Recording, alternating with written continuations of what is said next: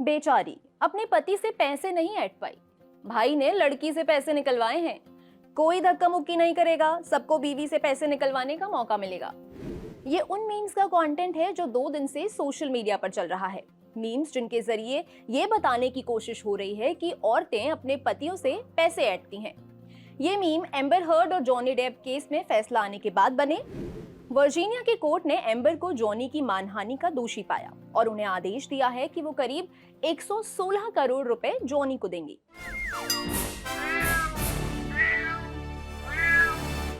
हाय, मेरा नाम है गरिमा। आप देख रहे हैं ऑर्डिनरी की स्पेशल सीरीज म्याऊ।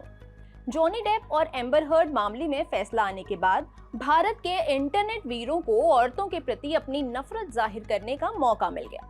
ऐसे मीम्स बनाने और पोस्ट करने लगे जिनका मतलब ये निकल कर आ रहा था कि औरतों के जीवन का मकसद ही होता है अपने पतियों और पार्टनर्स को लूटना, और जॉनी डेप ने एक औरत से पैसे निकलवाकर पूरी पुरुष प्रजाति का भला किया है, आदि आदि।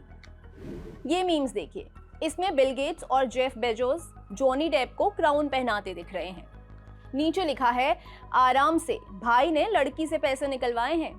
एक और मीम है, उसमें Hrithik Roshan, Bill Gates, Arbaaz Khan, Sohail Khan, Jeff Bezos भीड़ लगाकर खड़े हैं। ऊपर दिख रहे हैं जॉनी डेप। जॉनी डेप कह रहे हैं, कोई धक्का मुक्की नहीं करेगा, सबको बीवी से पैसे निकलवाने का मौका मिलेगा। एक मीम है जिसमें एम्बर हर्ड रो रही हैं। पीछे सुजैन खान, जेफ बेजोस की एक्स वाइफ मैकेंजी स्कॉट और बिल गेट्स की एक्स वाइफ मेलिंडा फ्रेंच खड़ी हैं। वो आपस में कह रही हैं, बेचारी अपने पति से पैसे नहीं ऐंठ पाई। इन मीम्स में 2 बातें हैं। एक, वो व्यक्ति महान है जिसने अपनी एक्स वाइफ से पैसे निकलवा लिए। वो व्यक्ति महान है जिसने अपनी एक्स वाइफ के खिलाफ एक कोर्ट केस जीत लिया। दूसरी बात है कि औरतें शादी करती हैं और फिर तलाक के नाम पर अपने पतियों से पैसे ऐंठती हैं। पहली बात तो ये कि एम्बर हर्ड और जॉनी डेप का केस मानहानि का था, तलाक या एलिमनी का केस नहीं। और दूसरी बात ये कि दोनों कानून के अलग अलग चैप्टर हैं।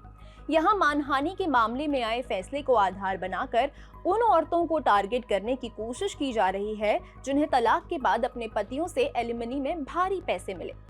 अब इस सवाल का जवाब कि क्या औरतें तलाक के नाम पर अपने पतियों से पैसे ऐंठती हैं, इसके लिए कुछ समय पहले सोनल ने एडवोकेट वसुधा त्रिवेदी से बात की थी। वसुधा ने बताया था कि अमूमन तलाक होने पर या तो मेंटेनेंस दिया जाता है या फिर एलिमनी।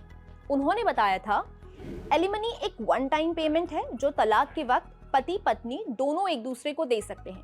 कुछ एक्ट्स ऐसे हैं जिसके तहत हस्बैंड भी एलिमनी क्लेम कर सकते हैं।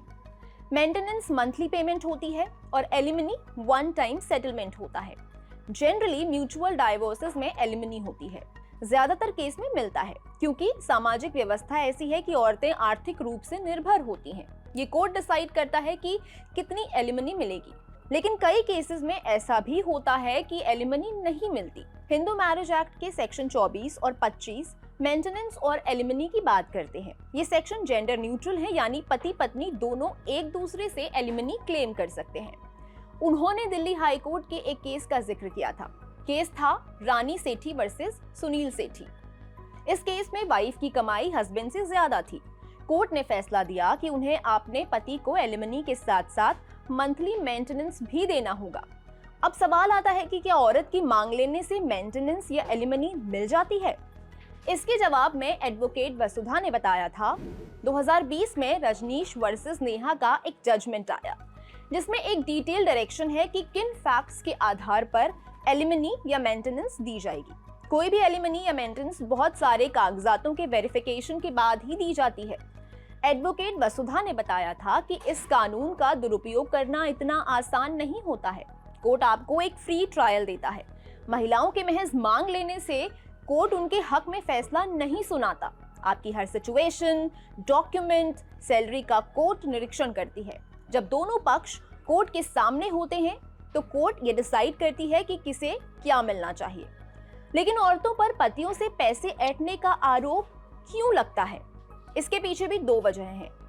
पुरुषों का मानना है कि वो कमाते हैं और औरतें खर्चा करती हैं। दूसरी वजह है वर्कफोर्स में औरतों की कमी होना। औरतों के नौकरी पेशा ना होने के पीछे की कुछ वजहें ये हैं कि कई घरों में अब भी लड़कियों को करियर बनाने के लिए नहीं, घर चलाने के लिए ट्रेन किया जाता है। उनको डिग्री केवल शादी का रिज्यूमे ठीक करने के लिए दिलवाई जाती है। जो लड़कियां अच्छा पढ़ भी लेती हैं, जॉब भी करती हैं, उन्हें ससुराल और पति के प्रेशर में जॉब छोड़नी पड़ती है कि पति कमा तो रहा है, तुम घर संभालो। NFHS का लेटेस्ट डेटा बताता है कि वर्कफोर्स में औरतों की तुलना में 3 गुना ज्यादा पुरुष हैं। रिपोर्ट के मुताबिक 15 से 49 आयु वर्ग की करीब 25% महिलाएं एम्प्लॉयड हैं। इसकी तुलना में इसी आयु वर्ग के 75% पुरुषों के पास नौकरी है। इस डेटा के मुताबिक कम पढ़े लिखे पुरुषों में 89% पुरुष और 34% महिलाओं के पास नौकरी है। वहीं ऐसे लोगों में जो पढ़े लिखे नहीं हैं, उनमें 87% पुरुष और 34% महिलाओं के पास नौकरी है। इसमें आप देखेंगे कि महिलाओं और पुरुषों के एम्प्लॉयमेंट प्रतिशत में कितना अंतर है।